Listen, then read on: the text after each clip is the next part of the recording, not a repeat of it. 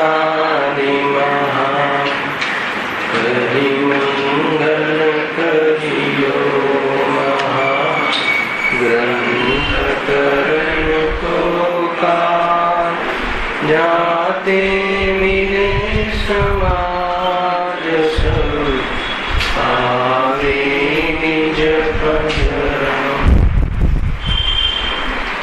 जी निज भाव सदा सुख निज नो करो प्रकाश जे विधि भव दुख तणी करे छे सत्ता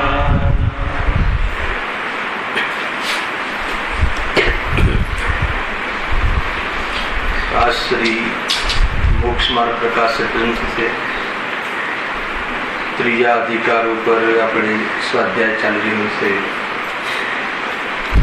पेज नंबर 54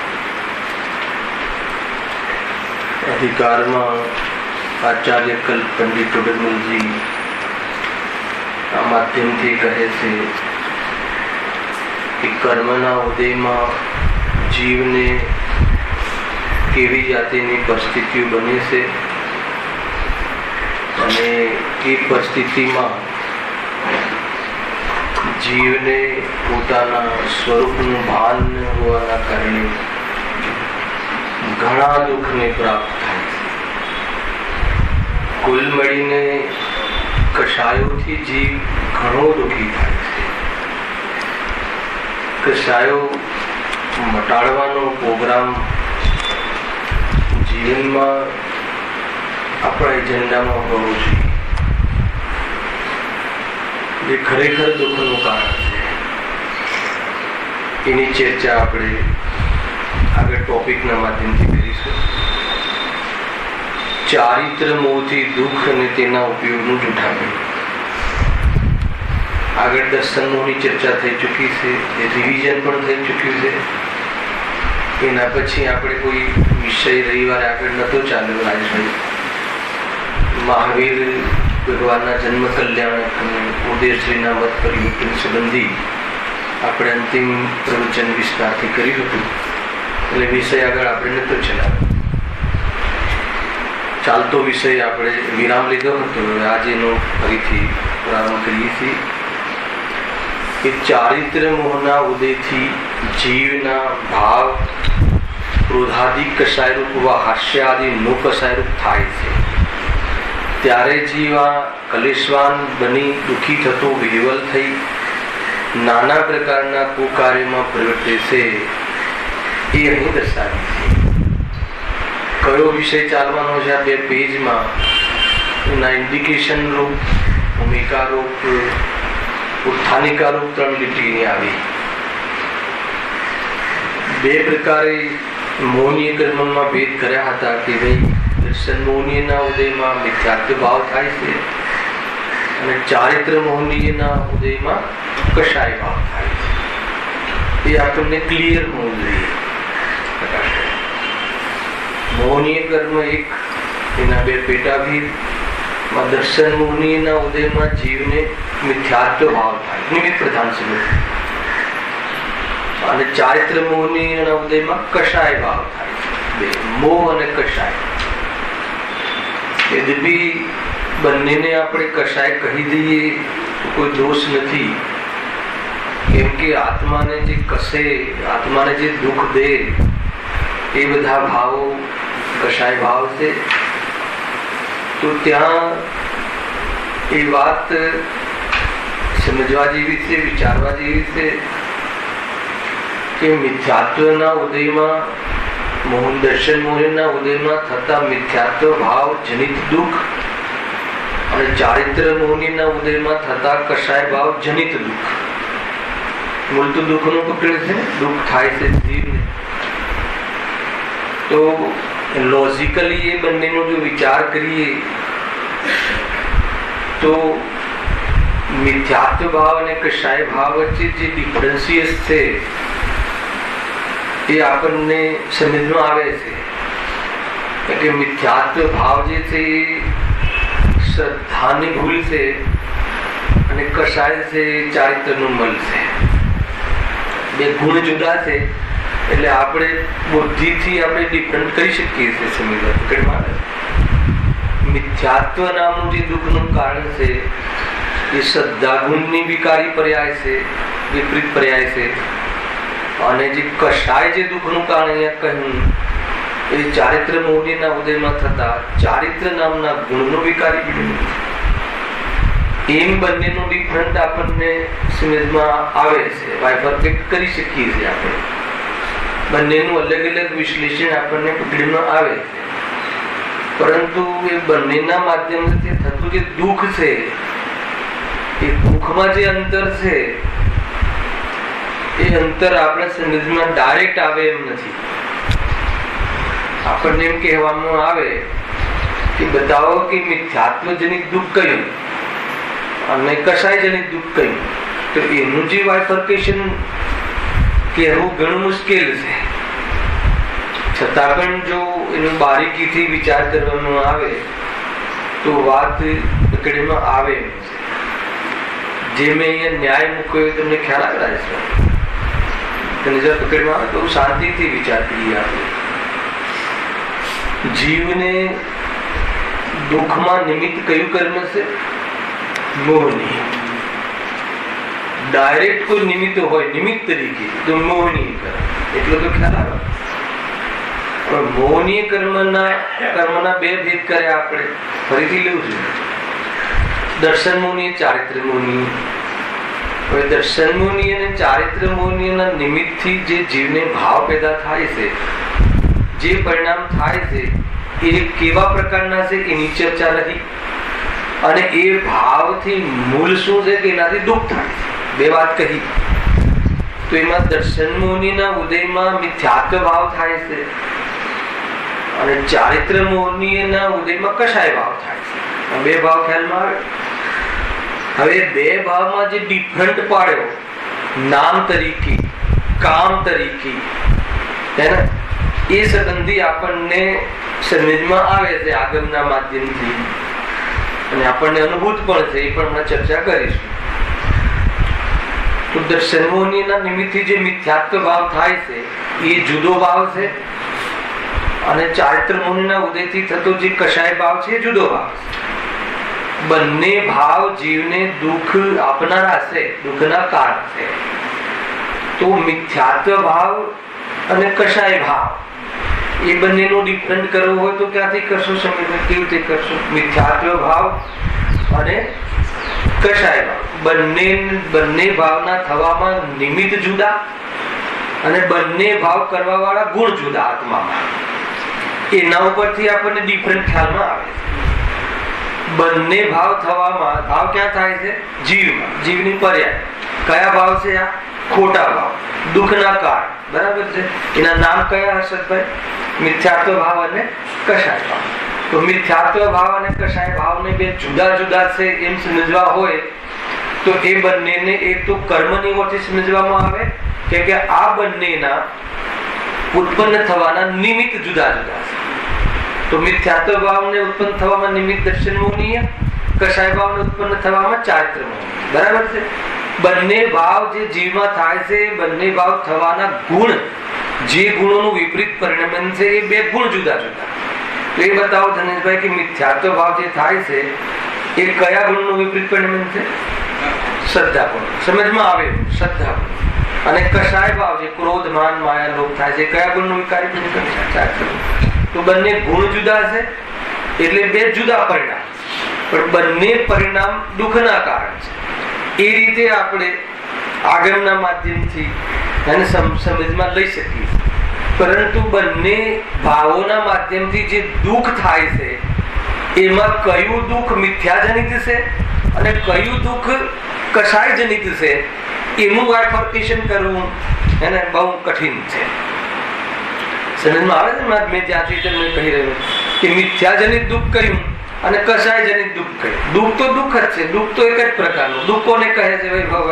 આકુળતા જેનું લક્ષણ છે એ દુઃખ છે. બરાબર છે. પરંતુ કયા ભાવથી સમજવું હોય તો મિથ્યાત્વ ભાવ. બરાબર છે. તો મિથ્યાત્વ ભાવ એ દુઃખનું મૂળ છે, હે ને?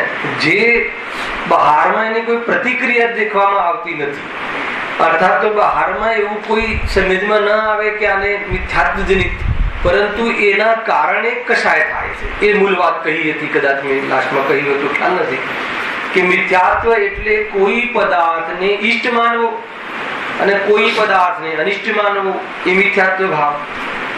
બરાબર છે કે? અર્થાત તો દેહને પોતાનો માનવો, પરથી પોતાનું કાર્ય થાય છે એમ માનવું. આ દેહને પોતાનો માનવો, એમાં દુનિયાનો કયો વ્યક્તિ એમ કહે કે આ પાપ છે? કોઈ કહે? આ દેહને હું મારો માનું છું, હું જે ઘરમાં રહું છું એ ઘરને હું મારું માનું છું, રાકેશભાઈ? કોઈ એમ કહે કે તમે બહુ મોટો અપરાધ કરો છો? દુનિયામાં કોઈ કહે? જ્ઞાનીઓ તો એને જ અપરાધ કહે છે. જ્ઞાની તો કહે છે કે આનાથી મોટો કોઈ અપરાધ નથી. જ્ઞાનીઓ તો એમ કહે, હે? પરંતુ સંસારી જીવ કોઈ એમ કહે કે તમે બહુ મોટી ભૂલ કરો છો, તમે બહુ મોટો અપરાધ કરો છો, કોઈ કહે? તો કહે છે કે કેમ એ અપરાધ છે, કેમ એ વાસ્તવમાં મતલબ ભૂલ છે, કે કેમ કે એના કારણે જીવને કશાય પેદા થાય. ખ્યાલ? કોઈ પદાર્થ ઈષ્ટ તને લાગે એટલે રાગ પેદા થાય. શું રાગ પેદા થાય? એને રાખવાનો ભાવ, એને વસાવાનો ભાવ, એની સન્મુખ રહેવાનો રાગ, રાગ પેદા થાય. અને કોઈ પદાર્થ અનિષ્ટ ભાષે, અનિષ્ટ છે નહીં, ભાષે, તો એને શું થાય? દ્વેષ પેદા થાય. સિમ્પલ છે. આ બાલબોધ ભાગ 1 નો આ હે ને, એક પ્રકારથી પ્રશ્ન છે આ પાઠ.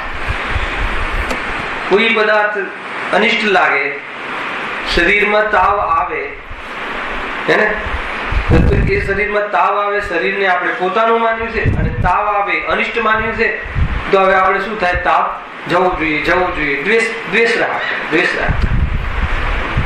તો એ રાગ દ્વેષ પેદા થાય છે. હવે રાગ દ્વેષ એ બે નામ કયા?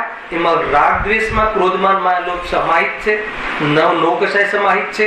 એનો પાઠ આપણે ચાલી રહ્યો છે. એના માધ્યમથી શું થાય છે?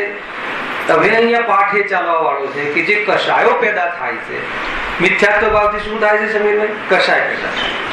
કશાય પેદા થાય તો શું પ્રોબ્લેમ છે? કશાય પેદા થાય તો શું પ્રોબ્લેમ છે? અરે દુઃખ થાય છે, સંતાપ રહે છે, જીવ વ્યગ્ર રહે છે, જીવ ચિંતિત રહે છે, જીવ ભયભીત રહે છે, જીવ પરેશાન રહે છે. ખ્યાલ આવે ને? આ રીતે શાનાથી? કશાય. અને કશાય કેમ થાય છે? મિથ્યાત્વ. ખ્યાલ આવે? મિથ્યા ભાવ. મિથ્યા ભાવ બટી ગયા પછી જે કશાયો રહે છે, એ કશાયો કેવી રહે છે? મટતી કશાયો રહે છે, જવાવાળી કશાયો રહે, સંસ્કાર રૂપ રહે છે, વ્યવહારથી એને કશાય કહે છે, મટવાવાળી કશાય છે, દમ વગરની કશાય છે.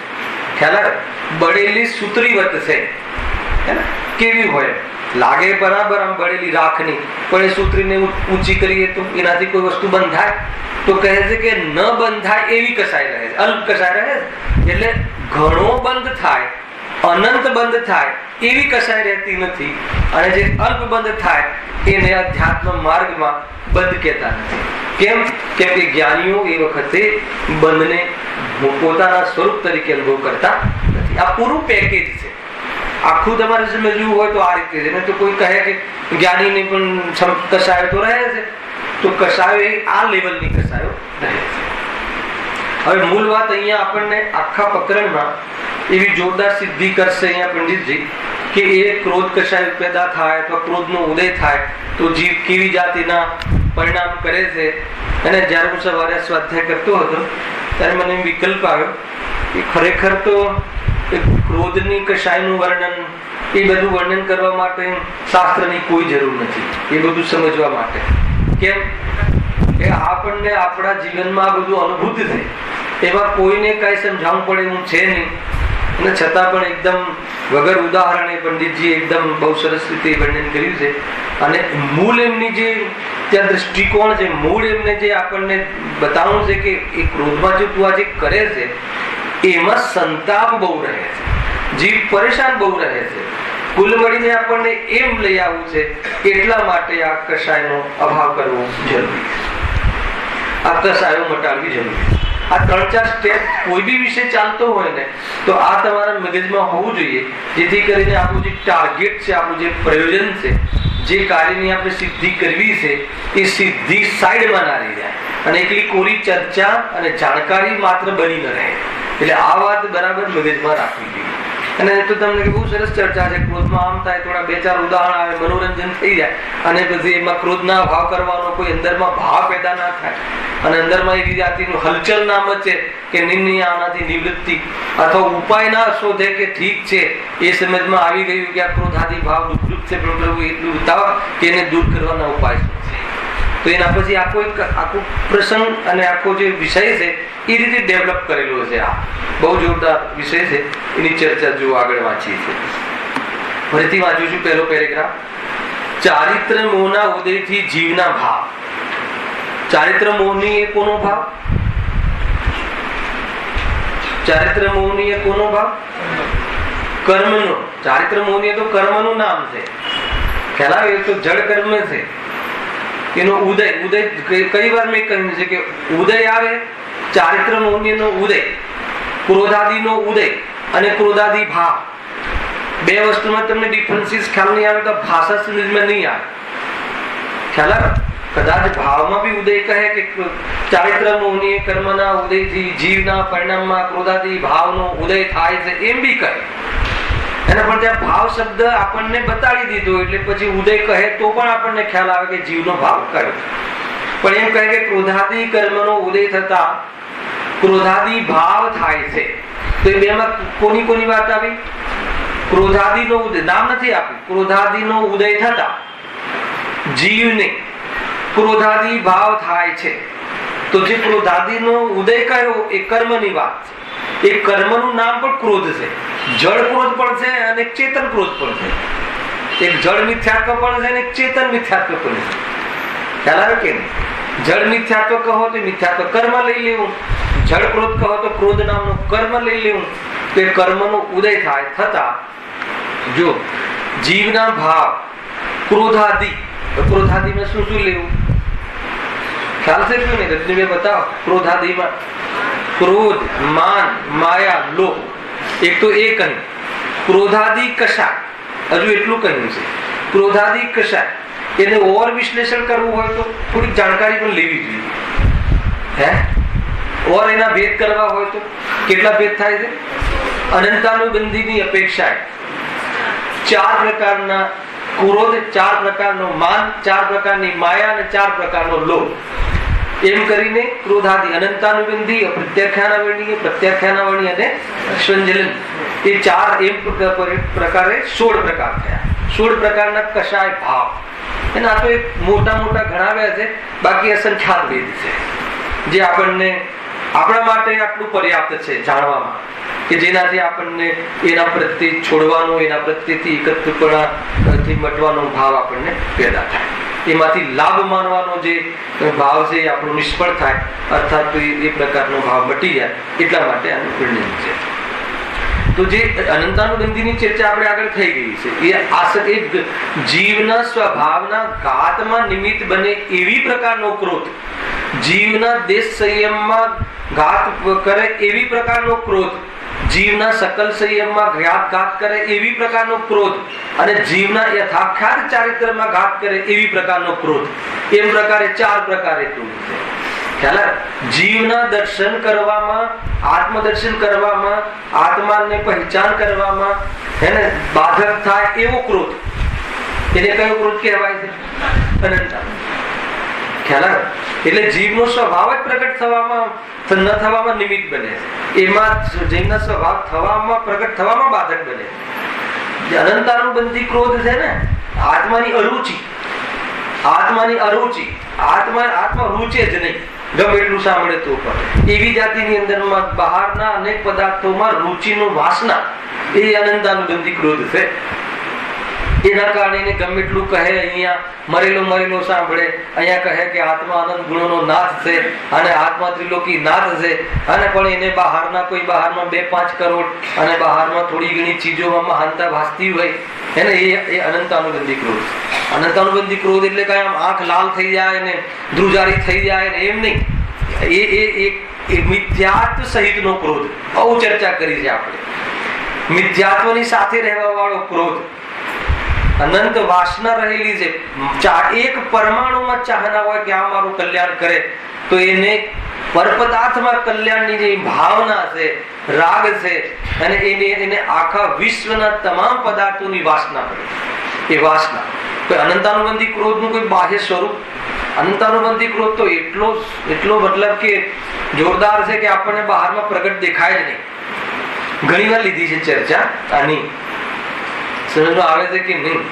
માની લો કે ઘણી વાર જ્ઞાની ધર્માત્મા નો ક્રોધ બહારમાં દેખાય, હાથ લાલ પીળી કરે, મુનિ અવસ્થા હોય અને પોતાના સંઘમાં પોતાના કોઈ શિષ્યને બરાબર પ્રાયશ્ચિત આપે, અને બરાબર મતલબ કે કોઈ ભૂલ કરી હોય તો ઠપકો પણ આપે, અને ત્યાં કોઈ એવો મિથ્યા દ્રષ્ટિ બેઠો હોય કે સાહેબ કોઈ બી ભૂલ થઈ હોય તો પણ આમ એને લેટ ગો કરે, કાંઈ વાંધો નહીં લેટ ગો કરે, ભલે મારું શરીર ફાડી ખાય, કોઈ સિંહ વાઘ તો પણ લેટ ગો કરે, એટલી મંદતા તો બી અનંતાનુબંધી. એની ચર્ચા આજે કયા અધિકારમાં ચાલે?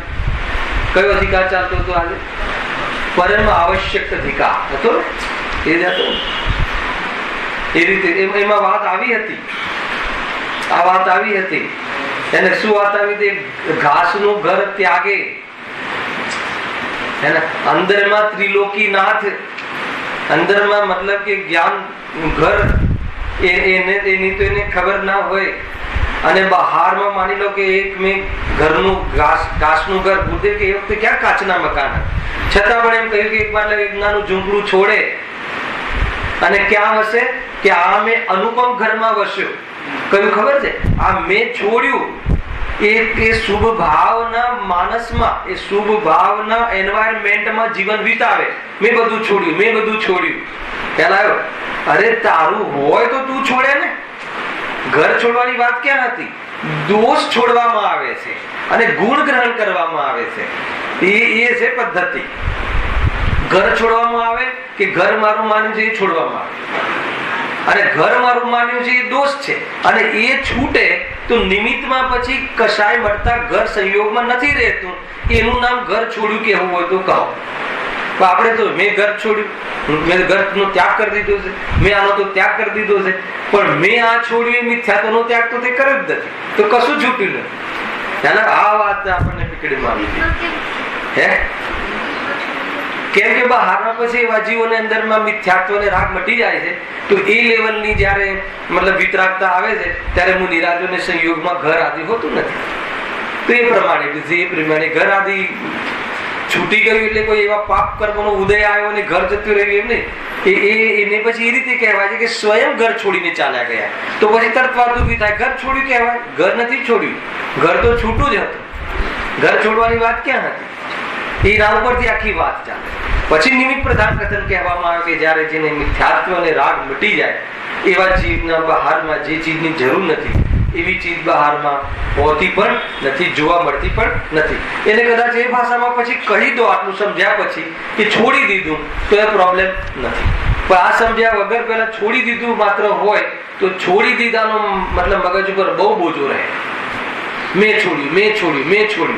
અને આપણા જેવા જીવોમાં પણ મેં છોડ્યું. મેં રાત્રિમાં ભોજન છોડ્યું, બસ પૂરા દિવસ મતલબ જરા પણ ચેન ને પ્રાપ્ત નથી હોતો. એવી બધી ચર્ચાઓ હમણાં આવવા વાળી છે આની અંદર, જીવ સંતાપ ને પ્રાપ્ત રહે.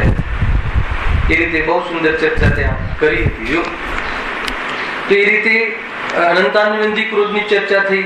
તો બીજું સંયમ, એક દેશ સંયમ, મિથ્યાત્વ છૂટી જાય, અનંતાનુબંધી કશાય છૂટી જાય, છતાં હજુ એક દેશ ત્યાગનો ભાવ પણ ન આવવા દે એવો ક્રોધ, એવી મતલબ કે અરુચિ ભાવ, તો એવો ચાલતો હોય છે. સકલ સંયમ, પછી એક દેશ સંયમ પ્રાપ્ત થઈ જાય પણ સકલ સંયમ પ્રાપ્ત ન કરવા દે એવી જાતિના ક્રોધમાનમાં એમનું, એવી જાતિનો રાગ, એવી જાતિનું પરિણતિ એ પ્રાપ્ત થઈ જાય, એ પણ અભાવ થઈ જાય. પછી યથાખ્યાત ચારિત્રની પ્રાપ્તિ જે કરવાની છે અંતિમ એની પૂર્ણતા, એમાં સંજલન કશાય, થોડો ધર્મનું રાગ પણ, પ્રવચન સાર લખવાનો પણ રાગ પણ, અને આખી દુનિયા અને તીર્થંકર પ્રકૃતિનો બંધ થાય એવી જાતિનો ભાવ પણ, એને એ આગળની શ્રેણીમાં ચડવા અર્થાત તો અર્હન પદ પ્રાપ્ત કરવામાં નડે છે, બાધક બને છે. એને સંજનન કસાય કહે છે.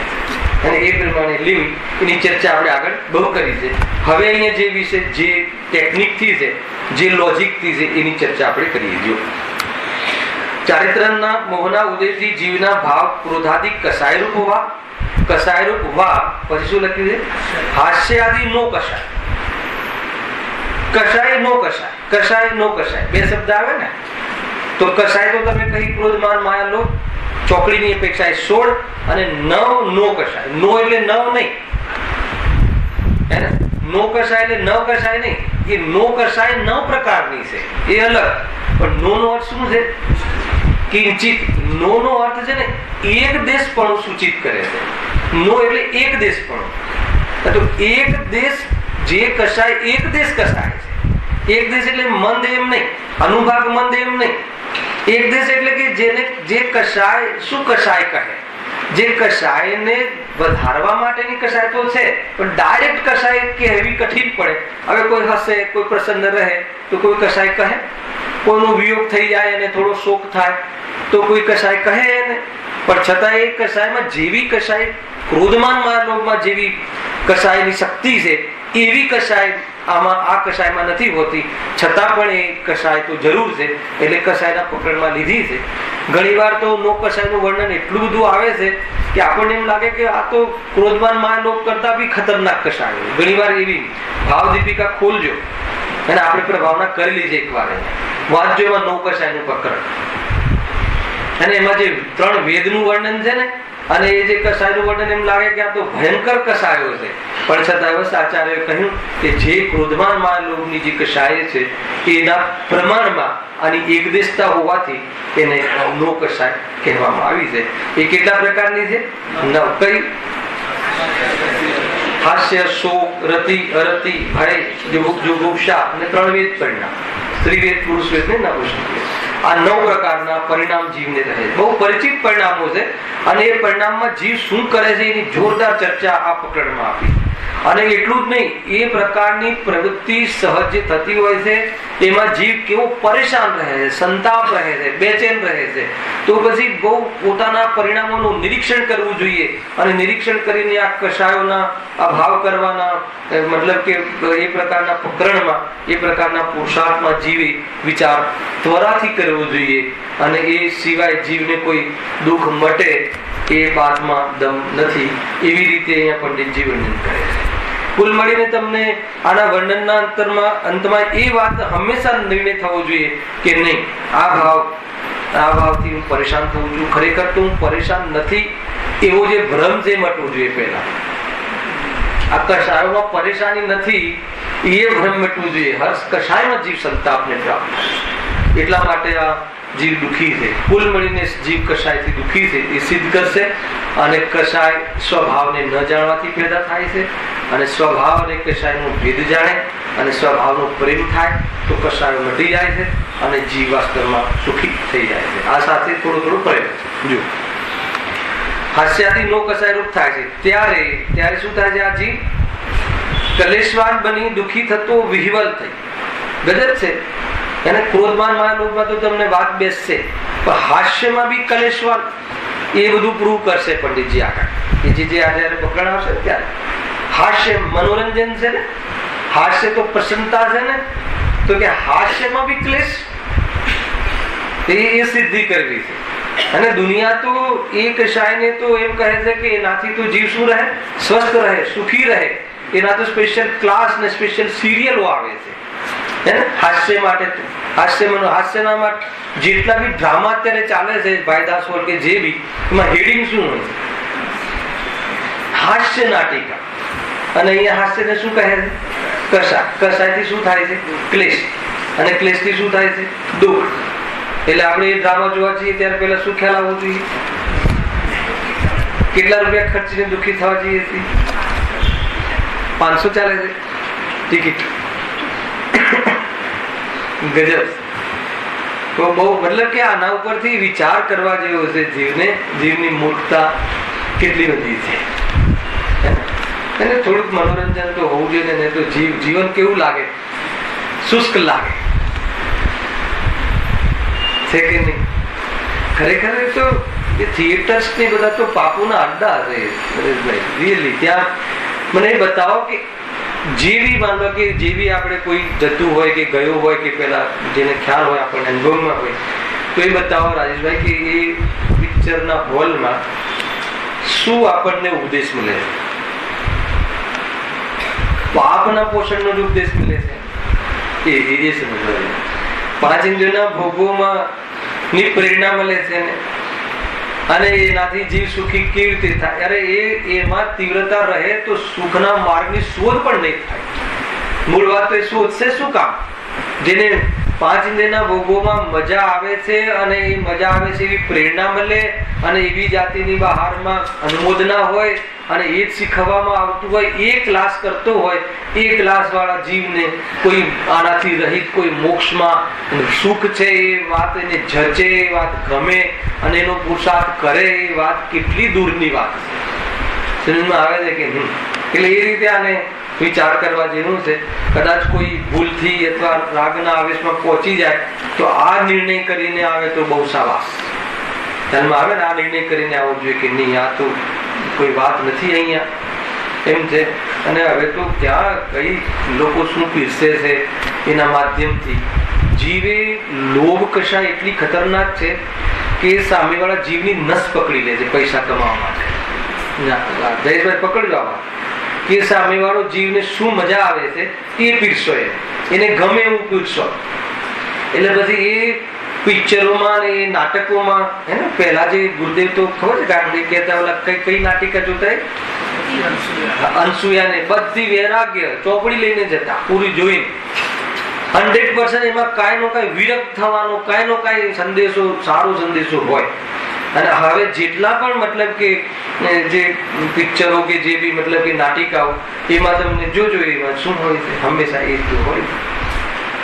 અને એ આપણી નસ પારખી ગયા છે કે આ જીવને આ રીતે આનું વધારે ઓડિયન્સ છે તો એ પ્રકારની અંદરમાં ચીજો મૂકી દે કે જેથી કરીને આપણે બે પિતા પુત્ર હોય કે ફેમિલી સાથે કોઈ વસ્તુ જોવી ત્યાંથી બહુ કઠિન પડી જાય. ખ્યાલ આવે છે કે નહીં? તો એ રીતનું છે. પણ જીવ એમ સમજે છે કે ભાઈ કઈ વાંધો નહીં, અમે તો એટલા આધુનિક અને એટલા એડવાન્સ થઈ ગયા છીએ કે અમને તો કોઈ પ્રોબ્લેમ નથી. હે ને? મતલબ કે જીવ એમ સમજે છે કે વડીલની સામે ખુલ્લેઆમ પાપ કરવું એનું નામ એડવાન્સ. જીવની વ્યાખ્યા અને એનું નામ એડવાન્સ એમ સમજે છે. હાસ્યાદી નો કસાય રૂપ થાય છે ત્યારે આ જીવ કલેશવાન બની દુઃખી થતો વિહિવલ લખ્યું છે, વિહિવલ થાય છે. મતલબ ચિંતિત રહે, બેચેન રહે. તમે જોજો કોઈ જીવ ચાલતો જતો હોય, બેઠો હોય તો કોઈ શાંતિથી બેઠો હોય એવો એક જીવ બતાવો. આત્માની દૃષ્ટિ વગર કોઈ શાંતિ પેદા થાય છે. અરે આત્માના દર્શન જેને કર્યા હોય એ રણ મેદાનમાં પણ અપેક્ષિત અર્થાતો દૃષ્ટિગત શાંતિને રહેતો હોય છે, પ્રાપ્ત થતો હોય છે. એ વાત કોઈ અલૌકિક વાત છે. રણના મેદાનમાં શરીરના રોગોની વચ્ચે બહારના પ્રતિકૂળ અર્થાતો પાપના તીવ્ર ઉદયના કાળમાં પણ જ્ઞાની ધર્માત્માઓ આત્માની દૃષ્ટિવંત જે થયા છે એવા જીવો મહાપુરુષો એને અનંત સુખનું વેદન એ વખતે કરી રહ્યા છે. અનંતાનુબંધી કશાયના અભાવમાં થવાવાળી નિરાકુલતાનું વેદન કરી રહ્યા છે. એ કેવી ગજબની વાત છે, સમજમાં આવે. અને જેને ચેતન પ્રભુ શું છે, કશાય શું છે એની ખબર નથી એવો જીવ કદાચિત બહારના પુણ્યના ઘણા ઉદયમાં હે બહુ જ મતલબ કે 7 પેઢીનો માલિક થઈ અને અનેક પ્રકારની સંપત્તિમાં કદાચ સિંહાસન ઉપર શાંતિથી બેઠો હોય દુનિયાની દ્રષ્ટિએ તો પણ એની હર પરિણતિમાં એટલી વિહવલતા છે, કેટલી વિહવલતા છે, કેટલી વિહવલતા છે, અનંત વિહવલતા છે. સમજમાં આવે છે? બે પિક્ચર સમજમાં આવે છે? આ છે વિહવલતા છે અંદરમાં બેચેની. રાજપાટ પૂરા 6 ખંડ પૂરા મતલબ કે અમારું રાજપાટ કોઈ છીનવી લેશે એના ભયથી. બહારમાં 12-4 લશ્કર હોય અને શાંતિથી બેઠો હોય તો અંદરના ચિત્તમાં શું ભય હોય? તો આ વાત સમજવા જેવી. કષાય મિથ્યાજનિત અને કષાય જો વિહવલ થઈ નાના પ્રકારના, એક તો વિહવલ થાય છે, દુઃખી થાય છે, પછી કરે શું છે? નાના પ્રકારના એટલે અનેક પ્રકારના કુકાર્યોમાં પ્રવર્તે. આ કુકાર્ય શબ્દ ક્યાં આવ્યો હતો? ખ્યાલ છે? આજના પરિચ્છેદમાં હતો, નીચે પેલી શું કહેવાય ફૂટનોટમાં દુષ્કૃત. કોઈ કહેશે દુષ્કૃતમાં શું વર્ણન હતું? બધાની સામે ચોપડી તો હોય છે. ગુરુદેવના નિમિત્તથી, ગુરુદેવની મતલબ કે કરુણાથી આપણે એટલું તો શીખી ગયા છે. શું કે ચોપડી તો હોય છે. હજુ બી છે તમારા હાથમાં ચોપડી છે? વાંચ્યું તો નથી લખ્યું છે?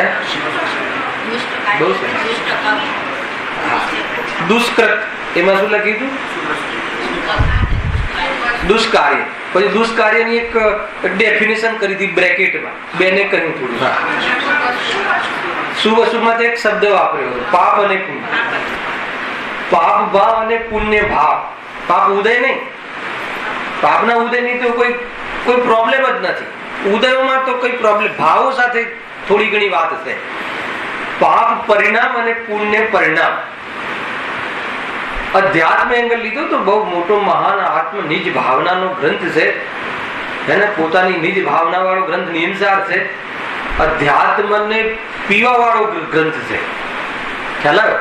અધ્યાત્મને બતાવવા વાળો ગ્રંથ સમયસા અને અધ્યાત્મને પીવા વાળો ગ્રંથ બતાવવા વાળો ગ્રંથ નિયમસાર. એ છે નિયમસાર. બહુ ઊંચો ગ્રંથ છે.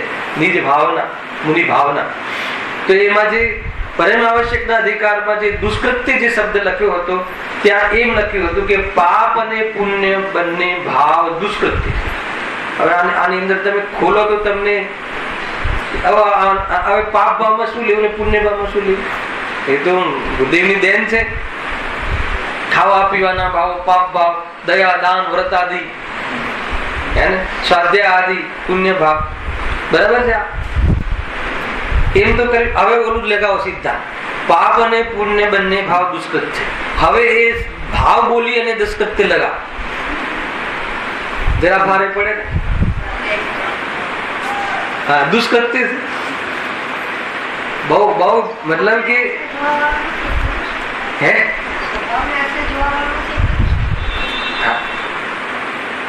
હવે અધ્યાત્મ એંગલની વાત છે, આગમની વાત નથી. આગમ કઈ અલગ કહેશે. આગમ થોડી વિશાળ દ્રષ્ટિથી કહેશે અને અધ્યાત્મ પ્રયોજનની દ્રષ્ટિથી કહેશે. આગમ ભૂમિકાની દ્રષ્ટિથી કહેશે, અધ્યાત્મ પ્રયોજનની દ્રષ્ટિથી કહેશે.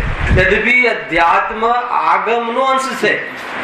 આગમમાંથી એક અધ્યાત્મ ફોટો ખેંચવો હોય તો આવો ફોટો ખેંચાશે કે જે પરિણામથી જીવ બંધ થતો હોય એ બધા જ પરિણામમાં અમે કોને સુકૃત્ય કહીએ અને કોને દુષ્કૃત્ય કહીએ. ખ્યાલ આવે? એટલે ગુરુદેવે તો જે અંતિમ જે શુભ ભાવ હોય, કયો તીર્થંકર પ્રકૃતિનો બંધ કરાવે એ ભાવ પણ દુષ્કૃત્ય છે, દુષ્કૃત્ય છે એ કહેવાની હિંમત કરી કે ના કરી? તીર્થંકર પ્રકૃતિનો બંધ તો એ અધ્યાત્મ કેમ કે બંધ છે ને, મુક્ત ન થયો ને. જીવને તો મુક્ત થવાનો એજન્ડા છે ને. તો જે ભાવથી બંધ થતો હોય એ ભાવ બધા કેવા છે? દુષ્કૃત્ય. તો કયો ભાવ સુકૃત્ય છે? વિતરાગ ભાવ. વિતરાગ ભાવ જ સુકૃત્ય છે, બાકી બધા દુષ્કૃત્ય છે. એમ સમજવા અધ્યાત્મ ખોટું ખેંચે છે. આગમ એમ કહે છે કે કષાયનું પોષણ કરવા વાળી બધી જ પ્રવૃત્તિ દુષ્કૃત્ય છે અને જેમાં કષાયના પોષણનો ઉદ્દેશ નથી એવા કાર્યોને સુકૃત્ય કહે. તો ત્યાં જે સ્વાધ્યાય આદિ કષાયના પોષણના ઉદ્દેશથી ના હોય, અર્થાત કષાય મટાડવાના નિમિત્ત તરીકે એ કાર્યમાં પ્રવર્તન કરતો હોય તો એને સુકૃત્ય કહેવાય. બહુ તોલીને બોલું છું, ધ્યાન રાખજો. શું કહ્યું મેં? સ્વાધ્યાયને સુકૃત્ય કહ્યું કે ન કહ્યું? કેવા પ્રકારના સ્વાધ્યાયને સુકૃત્ય કહ્યું? કે જે સ્વલક્ષ્ય કહો અથવા કષાયના પોષણમાં નિમિત્ત ન બને, માન કષાયના પોષણ માટે સ્વાધ્યાય કરે એમ નહીં, પુણ્યની રુચિથી સ્વાધ્યાય કરે એમ નહીં, પરંતુ સ્વાધ્યાયના માધ્યમથી આ કષાય મટાડવાના પુરુષાર્થના ઉદ્દેશથી એમાં જો નિમિત્ત બને, એમાં હેતુ બને એ પ્રવૃત્તિ, તો એને એ જ જીના ગમમાં પણ એને શું કહ્યું છે? વ્યવહાર ધર્મ કહ્યું છે. વ્યવહાર ધર્મ કોને કહેવાય ખબર તમને? વ્યવહાર કોને કહેવાય? જે નિશ્ચયનું પ્રતિપાદન કરે એને વ્યવહાર કહેવાય. સાચો વ્યવહાર આને કહેવાય. જે નિશ્ચયને બતાવે એને વ્યવહાર કહેવાય. એક એક સ્ટેપ આગળ કહું. જે વ્યવહાર નિશ્ચયમાં નિમિત્ત બને એને વ્યવહાર ધર્મ કહેવાય. પણ નિશ્ચયમાં તો નિમિત્ત બને નહીં, અને એ વ્યવહાર અને વ્યવહાર ક્રિયાને વ્યવહાર ભાવમાં કસાયનું પોષણ કરે તો એને શું કહેવાય? એને મિથ્યા વ્યવહાર કહેવાય. પછી એ વ્યવહારમાં જીનેન્દ્ર ભગવાનની ભક્તિ હોય કે એ વ્યવહારમાં ચાહે સ્વાધ્યાય હોય કે ચાહે એ વ્યવહારમાં જોરદાર ભેદ જ્ઞાનની પ્રવૃત્તિ હોય, જોરદાર ચર્ચા કરતો હોય, ભેદ જ્ઞાન જોરદાર ચર્ચા કરતો હોય, પણ અંદરમાં એની એવી એક ધારા ચાલતી હોય કે હું જોરદાર ચર્ચા કરું છું, લોકો મારાથી પ્રભાવિત થાય છે, લોકો મારાથી વાહ વાહ કરે છે, બોલે નહીં, ફિલિંગમાં અંદરમાં ચાલે, અને અંદરમાં એવો વટ અંદરમાં એને ખ્યાલમાં અંદરમાં પોષણ થતું હોય, તો એ ભલે ચર્ચા એટલી સૂક્ષ્મ હોય, જોરદાર ચર્ચા હોય, કરેક્ટ ચર્ચા હોય, આગમ અનુકૂળ ચર્ચા હોય, પરંતુ એને સામાન્ય નિમિત્ત બની ગજબ છે. કશાયના પોષણમાં નિમિત્ત બની, મિથ્યાત્વના દ્રઢ કરવામાં નિમિત્ત બની. તો બતાવો એ વ્યવહારને, એ ચર્ચાને, એ ચિંતનને શું કહેવાય? દુષ્કૃત્ય કહેવાય કે સુકૃત્ય કહેવાય? સમજમાં આવે છે કે તમે આ રીતે વિચારજો. યાને કુલ મળીને આપણી કોઈ પણ પ્રવૃત્તિ, કોઈ પણ ધાર્મિક પ્રવૃત્તિ, કોઈ પણ ચિંતન ધારા, કોઈ બી ચર્ચા, કોઈ બી ચીજની હું સાચો તું ખોટો, આ સાચું આ ખોટું, આ આવા તે આવા, આટલું જાણકારી લેવાથી દુનિયામાં નામ રહે, આગળ આવવા વાળી છે કશાયના વર્ણનમાં, એની મુખ્યતાથી અગર કરે તો એ બધું જ કાર્ય ભલે હે થોડું ઘણું, એ ભલે એ પ્રવૃત્તિ બધી પવિત્ર હોવા છતાં પણ, એ પવિત્ર શુભ હોવા છતાં પણ એ બધા કુકાર્યોમાં જતું રહે છે. ગજબ છે આ આગમની ઓરથી. અને અધ્યાત્મ તો એ કહે છે, સાંભળજો, અધ્યાત્મ તો એ કહે છે કે નિશ્ચયની સાથે રહેવા વાળો વ્યવહાર શું છે? એ વ્યવહાર પણ ત્યાજવા લાયક છે. જે મુનિરાજને ઘડી નિયમસારનું આ પોત છે. મુનિરાજની દુકાન છે ધનેશભાઈ, મુનિરાજને કુટુંબ છે, કોઈ આપણા જેવો વેપાર ધમાલ ધામ ધમાલ છે નથી. તો મને બતાવો કે હવે મુનિરાજ પુરુષાર્થ શું કામ કરતા હશે? એટલું બતાવ્યું રાજેશભાઈ. ખ્યાલ? ચલો હું કે તમે આપણે પુરુષાર્થ કરવામાં, આપણે વિચાર કરવામાં, આપણે મતલબ સ્વપ્નના ભેદ વિજ્ઞાન કરવામાં તાકાત લગાવીએ, વિચાર કરીએ તો સમજમાં આવે છે, કેમ કે આપણે 24 કલાક એક જ કરીએ છીએ, પરની સાથે એકત્વ પૂર્ણ કરી રહ્યા છે, તો આપણા માટે તો બરાબર છે. પણ મુનિરાજને બાર ભાવના, મુનિરાજને અન્યત્વ ભાવના, મુનિરાજ એકત્વ ભાવના ભાવે, સ્વપર વેદ વિજ્ઞાન વાળી ભાવનાઓ છે ને. બાર ભાવના કોની મુખ્યતાથી છે? વૈરાગ્ય જનની है ना. बार भावना मुनिराज भावे से निरंतर भावे, समझ अंतर मूर्त ની મુખ્યતાથી કહીએ છીએ. તો મને બતાવો કે હવે એમને એકત્વ ભાવના ને હું એકલો જ છું, હું ભિન્ન છું, એને આ અન્ય છે, શરીરાદી અન્ય છે, આ રાગાદી અન્ય છે, આ જે બહારના પ્રવચન સરાદી લખવાના ભાવ અન્ય છે, એ હવે એમને શું જરૂર છે? હવે એમને શું જરૂર છે? તો એ પુરુષાર્થ એમને કેમ ચાલે છે? તો ત્યાં લખ્યું, નિયમસારમાં લખ્યું, વ્યવહારના પરિહાર અર્થે નિશ્ચય રત્નત્રય રૂપ નિયમ રૂપ કાર્ય એની પૂર્ણતા કરવા અર્થે મુનિરાજ સ્વરૂપમાં જવાનો ઉગ્ર પુરુષાર્થ કરે છે. વાંચો તમે, શબ્દ થોડા આગળ પાછળ હશે પરંતુ ભાવ વ્યવહાર રત્નત્રયના પરિહાર અર્થે, રત્નત્રય શબ્દ નાખ્યો છે, વ્યવહાર રત્નત્રય એ જાતિનું જે બહારનો વ્યવહાર અર્થાત જેટલું સંજનન કશાયમાં જે 28 ગુણના પાલનનો ભાવ, અને બહારમાં જે ઈર્યા સમિતિ આદિ છે ને, જોઈને ચાલવાનો ભાવ, હવે એનો પણ ત્યાગ કરવો છે. જો ચાલવાનો ભાવ આવે તો જોઈને ચાલે, પણ ચાલવાનો ભાવ રાગ ભાવ છે, ચાલવાનો ભાવ પાપ ભાવ છે, જોઈને ચાલવાનો ભાવ પુણ્ય ભાવ છે, અને જોઈને ચાલવાનો ભાવ પણ વિતરાગ ભાવ નથી. આ વાત આપણને ખબર શું કહ્યું રાખે ચાલવાનો ભાવ, એમાં શું પાપ? સમજમાં આવે કે ચાલવાનો ભાવ પાપ? શું કામ ચાલવાનો ભાવ આવે તમને બતાવો? ચાલવાનો ભાવ શું કામ આવે? તમે ચાલીને ક્યાંક જશો ને દુકાન મકાન, તો એ ભાવ એ એટલે ચાલવાનો ભાવ એટલે પાપ છે. કોઈ કાર્યની સિદ્ધિ કરવા પંચેન્દ્રિયના ભોગો સંબંધી સામગ્રીની એટલે પાપ ભાવ છે, ઠીક છે. અને એ પાપ ભાવમાં પણ પછી કેવી રીતે ચાલવાનું? એટલી તીવ્રતા છે ને મને બિઝનેસની, પણ જે એકેન્દ્રિય તો શું, માણસ બેઠો હોય તો એના પર પગ દઈને અંદર જતું રહેવાનું ટ્રેનમાં. ખ્યાલ આવે છે કે માણસ બેઠો હોય ને એ પણ વૃદ્ધ બેઠો હોય જે સક્ષમ નથી તો પણ એની પાછળ શું કામ કરે છે? એની પાછળ એ જે કાર્ય કરવા જઈ રહ્યો છે, જે એચીવ કરવા જઈ રહ્યો છે, જે પ્રયોજન સિદ્ધ કરવા જઈ રહ્યો છે, શું સિદ્ધ કરવા જઈ રહ્યો? મોક્ષ. ખ્યાલ આવ્યો કે નહીં? કમાવા ધમાવા જઈ રહ્યો છે, ધન કમાવા જઈ રહ્યો છે, અથવા કોઈને મળવા જઈ રહ્યો છે, જે બી, તો એમાં એટલી તીવ્રતા છે કે એને આ જીવ પણ જોવાની તસ્દી કે એની પ્રત્યે કરુણા કે એના તરફ જોવાનું લક્ષ્ય, તો એવો જીવ અંદરમાં એનો ભગવાન આત્મા પૂરેપૂરો બેઠો છે એવી જોવાની તસ્દી લેવાનો ભાવ જન્મે ખરો? ન જન્મે ને તો એટલું મોટું નુકસાન. એનું નામ છે આ ચાલવાનો ભાવ પાપ છે. છતાં પણ કોઈ સટાવશ્યક રૂપ મુનિના જીવનમાં એમને જે કદાચિત કોઈ ભગવાનની ભક્તિ કે શિખરજીની વંદના આદિ યાત્રા આદિ કરવાનો ભાવ સ્વરૂપમાં ન રહેવાના કારણે કદાચિત આવે તો નીચેમાં એકેન્દ્રિય જીવને પણ મારા રાગથી હાનિ પહોંચે એને એવું ન ઈચ્છવા વાળાનો હા મુનિરાજ જોઈને ચાલે છે. જોઈને ચાલવા વાળો ભાવ કયો ભાવ? પુણ્ય ભાવ. હવે શું કામ પુરુષાર્થ કરે છે કે આ ભાવ પણ આવ્યો ને, સ્વરૂપમાં ન રહ્યા ને, તો આ ભાવ પણ ક્યારે છૂટે? એ છોડવાના પુરુષાર્થ અર્થે, એ છોડવાના પરિહાર, એ ભાવના પરિહાર અર્થે, નાશ કરવાના અર્થે એ ભાવ પણ મટી જાય એ વાટે મુનિરાજ નિશ્ચય રત્નત્રય સ્વરૂપની આરાધના ઉગ્ર ભાવથી કરે. ક્યારે થોડું તમારા નિયમ સાથે ચાલે છે એટલે મને એનો પ્રભાવ રહે છે. થોડું 2-4 લીટી 15 મિનિટ જે સાંભળવાનો ભાવ આવે છે તો થોડું આપણે તમને એવું મજા આવશે ને, આટલા એનાથી તમારું કાલના પ્રવચનમાં તમને પ્રવેશ કરશો એમ લાગશે કે શું કહેવા માંગે છે.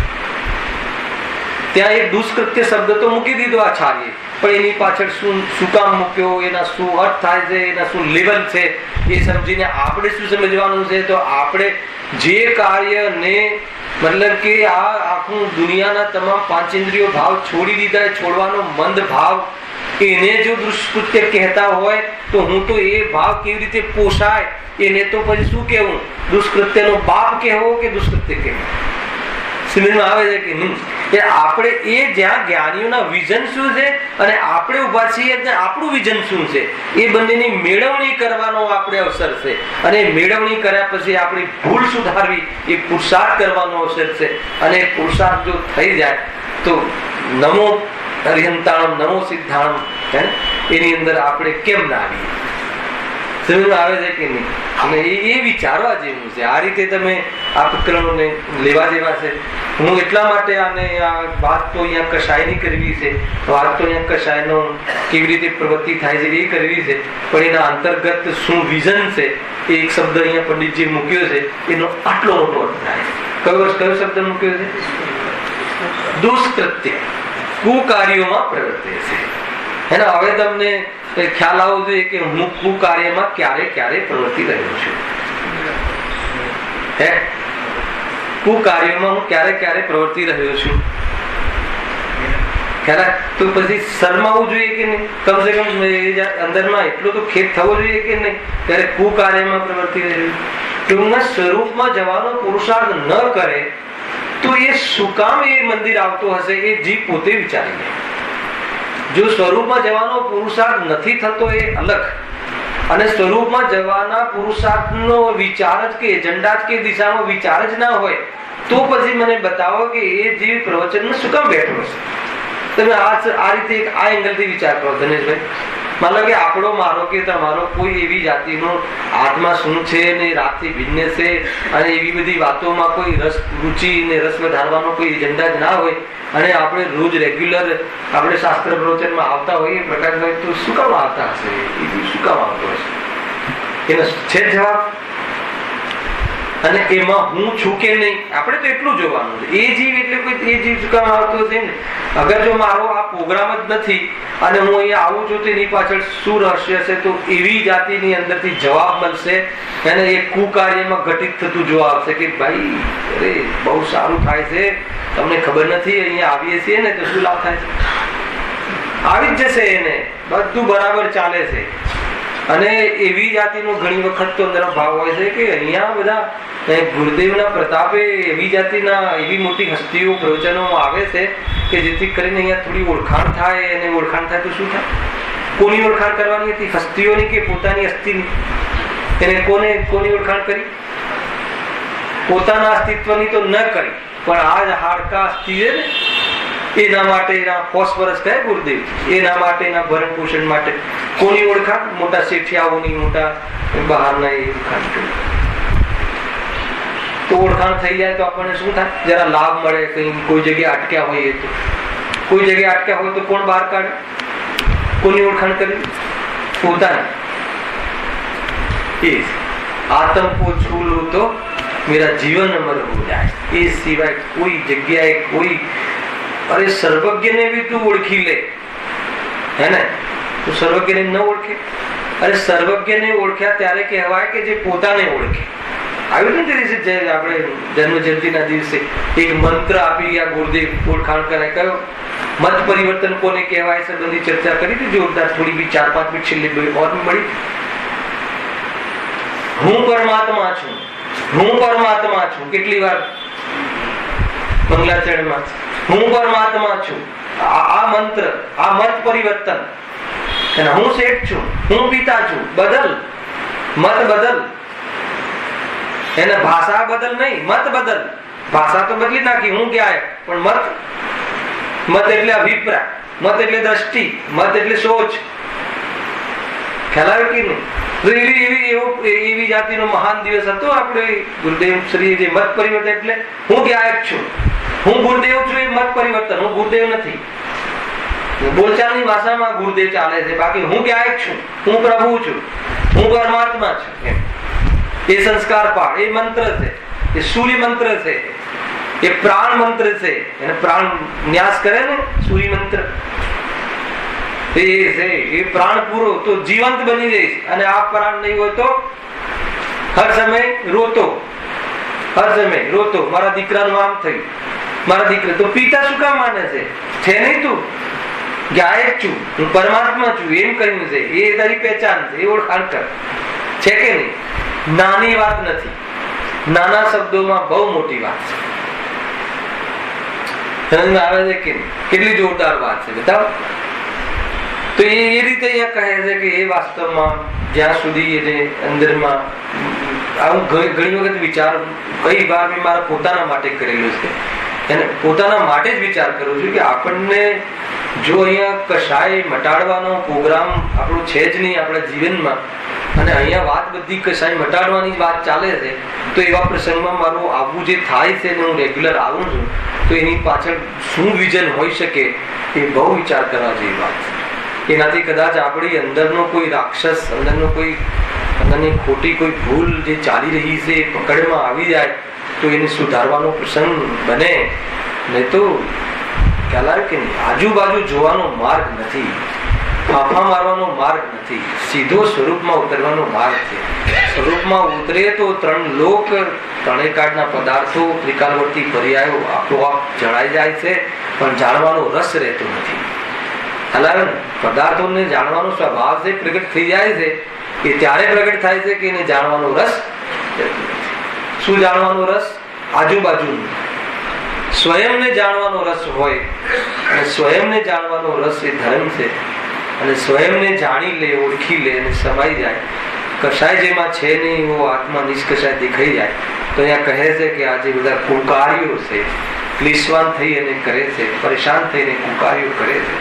ખ્યાલ આવશે. ક્રોધાદિમાં કેવા કુકાર્યો કરે, માન આદિમાં કેવા કુકાર્યો કરે, માનનો ઉદય થાય ત્યારે કેવા કાર્યો કરે, અને છલ અંદરમાં છલનો ભાવ પેદા થાય ત્યારે કેવા કુકાર્યો કરે. ક્લેશમાં કશાય સહન ના થાય, અંદરમાં ભય રહે, અને ભયને મટાડવા, ક્લેશને મટાડવા પછી એ જોતો જ નથી કે સામે કોણ છે, સામે કોઈ ઈષ્ટદેવ છે કે સામે કોઈ વડીલ છે કે સામે કશું જ જોતો નથી. એને એ કશાનું કાર્ય કર્યા જાય અને આખિરકાર એમાંથી શું થાય છે? કર્મોને પ્રાપ્ત થાય છે. એવી ચર્ચા છે એને આ શું ચર્ચા આવવાની છે, શું વિઝન છે, એની વચ્ચે આપણે ચર્ચા કરીએ છીએ. જુઓ, નાના પ્રકારના કુકાર્યોમાં પ્રવર્તે છે એ અહીં દર્શાવીએ છીએ. થોડીક 2-3 મિનિટ છે, આપણે વિષય પ્રારંભ કરીશું, એને આગળનો અને કાલેની ચર્ચા ખુલાસાથી કરીશું. જ્યારે ક્રોધ ઉપજે ત્યારે અન્યનું બુરું કરવાની ઈચ્છા થાય. ક્રોધમાં શું થાય? હવે આ વાત આપણને શાસ્ત્રથી જાણવાની જરૂર નથી, પણ લખ્યું છે એટલે વાંચનાની રૂપે હું વાંચીશ. અંદરમાં ક્રોધ ઉત્પન્ન થાય એટલે શું થાય? બીજાનું બુરું કરવાની ઈચ્છા થાય. બીજાના બુરું કરવાની ઈચ્છાનું નામ ક્રોધ. આ તો બહુ સામાન્ય લેવલ બતાવ્યું છે રાજેશભાઈ. ખરેખર ક્રોધ પેદા થાય તો બીજાનું બુરું નહીં, શું પોતાનું બુરું તો થાય જ છે, એને એ તો અનંતાનુબંધી છે. ત્યારે ક્રોધ પેદા થાય તો બીજાનું બુરું નહીં, બીજાને નાશ કરવાની ઈચ્છા થાય. એ જોઈએ જ નહીં. ક્યાં ના જોઈએ? દુનિયાની અંદર જોઈએ જ નહીં, એ વ્યક્તિ જ ના જોઈએ, એવી ઈચ્છા થાય છે કે નથી થતી? જોરદાર. બીજાનું બુરું ઈચ્છવું અને બીજાના બુરું ઈચ્છવાથી આગળ તો બહુ આવી ગયું છે. બુરું ઈચ્છવાથી કઈ એ જીવનું બુરું અને સારું એ એના કર્મને આધીન થાય છે. એનું બુરું ઈચ્છવાથી તો તારું જ બુરું થાય છે. એવી ઘણી શીખ આપી પણ દીધી છે, પણ બહુ સરસ આગળ ચર્ચા આવશે કે બુરું કરવાની ઈચ્છા થાય છે અને એ અર્થે અનેક ઉપાય વિચારે છે. ઓલું આપે ને બીજાને હટાવવા માટે, શું આપે? સોપારી આપે. સોપારી શબ્દ ચાલે છે, ખ્યાલ છે કે ખ્યાલ હોય જ ને? ચાલતી ભાષા છે. પેલા બી આવતું, આ તમને ખ્યાલ હોય તો પેલા ઇતિહાસમાં છે આ બધું. બીડું ઉઠાવી ખબર છે? બીડું ઉઠાવી શબ્દ ખબર છે? આપણે ઇતિહાસમાં ભણતા. શિવાજીએ કોણ હતું એનો દુશ્મન? અફજલ ખાન, અફજલ ખાન કે ઔરંગઝેબ. એને હરાવવાનું, એને નાશ કરવાનું બીડું ઉઠાવ્યું. તો બીડું ઉઠાવ્યું એટલે શું કરતા ખબર છે? ત્યાં આ સોપારી એટલે એક પ્રકારથી કમિટમેન્ટ. બીડું ઉઠાવ્યું એટલે ત્યાં રીતસરથી ત્યાં છે ને પાન રાખવામાં આવતા. પાનનું બીડું. અને જયારે સંકલ્પ કરે સભામાં ત્યારે પછી પાન ખાઈને સંકલ્પ કરે. એક બીડું ઉઠાવે અને પાન ખાય. આ છે પદ્ધતિ હતી પહેલા. એનામાંથી સોપારી નીકળી મોંઘવારીના જમાનામાં સોપારી સુધી આવી. ખ્યાલ આવે કે નહીં? તો આ એક પ્રકારથી સંકલ્પ કરે. મેં બીડું ઉઠાવ્યું તો આ સંકલ્પ કર્યો. શાનો સંકલ્પ? હિંસાનો. સંઘની પંચેન્દ્રિય જીવને મારવાનો સંકલ્પ. ક્રોધમાં એ શું કરે? ક્રોધમાં ભાન ભૂલી જાય. અને શાના માટે? કે મને લાભ થશે. કોઈના મરવાથી કોઈને લાભ થાય? ખ્યાલ આવ્યો કે નહીં? તો એ રીતની બુદ્ધિ ક્રોધમાં એની જ્ઞાન બુટું થઈ જાય છે, એની સોચ ખોટી થઈ જાય છે. એવી જાતિની અનેક ચર્ચાઓ હવે આગળ આવશે. અને એમાં મૂળ જે એમને કન્સલ્ટેટ કરાવવું છે આપણને કે એનાથી ઘણું સંતાપવાન રહે છે. અને સંતાપવાન રહે છે અને ઘણું નુકસાન પોતાનું પણ કરી નાખે છે. એમાં જે પોતે માને છે ને જીવ, એ પોતાને એ રીતે બી પોતાનો આઘાત કે પોતાનું નુકસાન કે મરણ બી કરી નાખે છે ક્રોધમાં. એવી જાતિનો એવા ક્રોધને શું કરવું જોઈએ? એવા ક્રોધને જીતવું જોઈએ. શાના માધ્યમથી? ક્ષમાના માધ્યમથી. ક્ષમા વિરસ્ય ભૂષણમ. એને ક્ષમા ક્યાંથી પેદા થાય? વસ્તુની સમજણથી. વસ્તુની સમજણ કોના માધ્યમથી થાય? સ્વાધ્યાયના માધ્યમથી. અને એનો નિશ્ચય કરે, નિર્ણય કરે વસ્તુનો, તો એનો આવો ક્રોધ આદિ ક્રોધ નષ્ટ કરવો કે ક્રોધના માધ્યમથી કોઈને નષ્ટ કરવો, નિર્ણય એ કરાવશે છેલ્લે તું ક્રોધને નષ્ટ કર. કેમ કે તું ક્રોધથી સંતાપ થાય. તું બીજાને નષ્ટ કરી શકતો નથી અને તું ક્રોધને નષ્ટ કરી શકે છે વ્યવહારનું કથન. અને તું સ્વરૂપમાં જાય તો ક્રોધ પેદા થતો જ નથી. અને એવી જાતિના અનેક એંગલો આમાંથી નીકળશે. એની ચર્ચા સહેજાનંદી